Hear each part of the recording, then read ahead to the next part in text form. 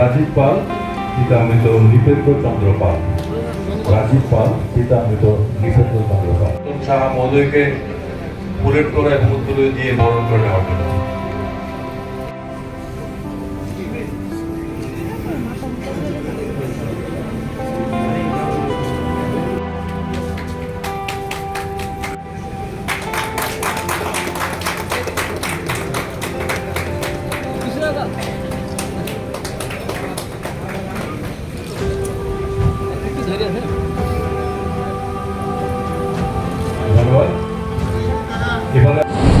আমাদের পূর্ববর্তী বক্তারা অলরেডি বিস্তারিত আলোচনা করেছেন। আমরা ফুটবল নিয়ে যদি আমরা কথা বলি, ছোটবেলার থেকে আমরা দেখতাম যে এটা যেন সেখানে কোনো প্রয়োজন, মাঠ দেখলেই প্রথমেই ফুটবল খেলতে হবে, এরকম একটা অবস্থা ছিল সব জায়গায়। একটু আগে আমাদের মাননীয় মন্ত্রী বলছিলেন যে আমি কয়েকটা জায়গায় গেছি, বক্সনগরে গেছি, আমি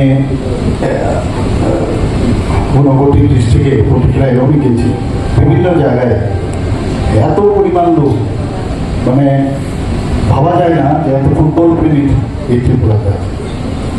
এখন তো এখানে উমাকান্ত স্টেডিয়ামে যখন দেখি সন্ধ্যে থেকে শুরু করে প্রায় রাত্র পর্যন্ত ক্রীড়ামন্ত্রীরা সেখানে পৌঁছে যান এবং এত সুন্দরভাবে খেলা হচ্ছে এবং খেলাটা শুধু ডিসিপ্লিনের মাধ্যমে খেলাধুলা।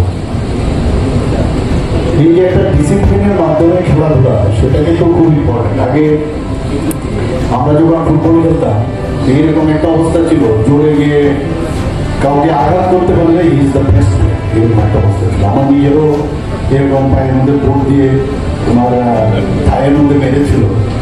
তো গ্রামারটাই বুঝতো না যে কীভাবে খেলা হবে। এখন বর্তমানে আমি যে জায়গায় আছি সেখানে আমি দেখি যে মেরে সামনের দিকে এগোতে হবে, না মেরেও যে সামনের দিকে এগোনো যায়, সেই টেকনিক যে নেওয়া, সেই যে ট্রেনিং সেইভাবে যে নেওয়া, সেটা এই পরিবর্তনের কিন্তু একটা, আমার মনে হয় এই খেলার থেকে আমাদের এই শিক্ষা নেওয়া উচিত। এখানে আমি দেখেছি যারা এখানে আমাদের মাননীয় মন্ত্রী বলছিলেন যে খালি আম্পায়ার মানে রেফারি খুব এখানে শর্টেজ, রেফারির সাথে সাথে লাইন্সম্যানেরও কিন্তু শর্টেজ আছে, পাশাপাশি কোচের খুব সমস্যা। এবার কোচের যে সংখ্যাটা আমার মনে হয় আরো বেশি পরিমাণে বাড়ানো উচিত।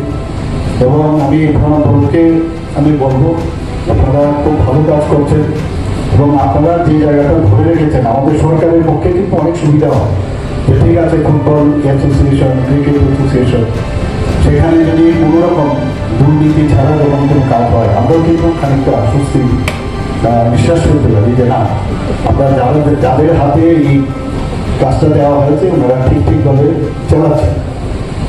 তো এত সুন্দরভাবে কাজ চলছে, শুধু আজকে রাজ্যে না, ডিস্ট্রিক্ট এবং সাব ডিভিশন লেভেলেও আপনারা যাচ্ছেন।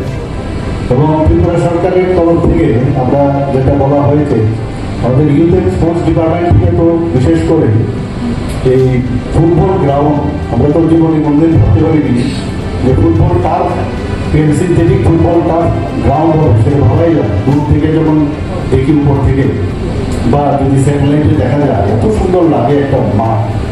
এটা নিয়ে অনেক কন্ট্রোভার্সি। তো কিছুদিন আগে আমার মনে আছে ইস্ট বেঙ্গল এবং মোহনবাগানের যারা প্লেয়াররা এখানে এসেছিলেন ইন্ডিয়া লেভেলে, ওনারা বলছিলেন যে আমরা ভাবতে পারি না ওয়েস্ট বেঙ্গলে এইভাবে ডেভেলপমেন্ট নেই। একদম পরিষ্কারভাবে আমার বাংলাদেশ ওয়েস্ট বেঙ্গলে এই ধরনের ডেভেলপমেন্ট নেই। আমাদের ছোট্ট রাজ্য, ওরা অবাক হয়ে গেছে যে এতগুলো প্রায় 12টা থেকে 13টার মতো, প্রায় অনেক কিন্তু শুরু হয়ে গেছে, কয়েকটা আরও কাজ হবে। এত সুন্দর লাগে যে ইনফ্রাস্ট্রাকচার যদি ডেভেলপ আমরা করছি, পাশাপাশি ইনফ্রাস্ট্রাকচারের সাথে সাথে প্রপার ট্রেনিং।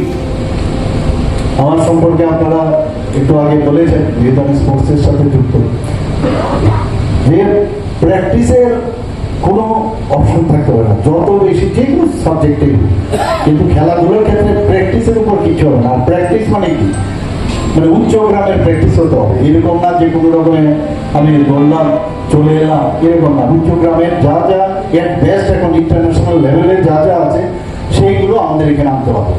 আমি প্রণববাবুকে আমি বলবো এবং ওনার ফুল টিমকে আমি বলবো আমাদের সরকারের তরফ থেকে আমাদের যা যা হেল্পের দরকার আমরা চাই যে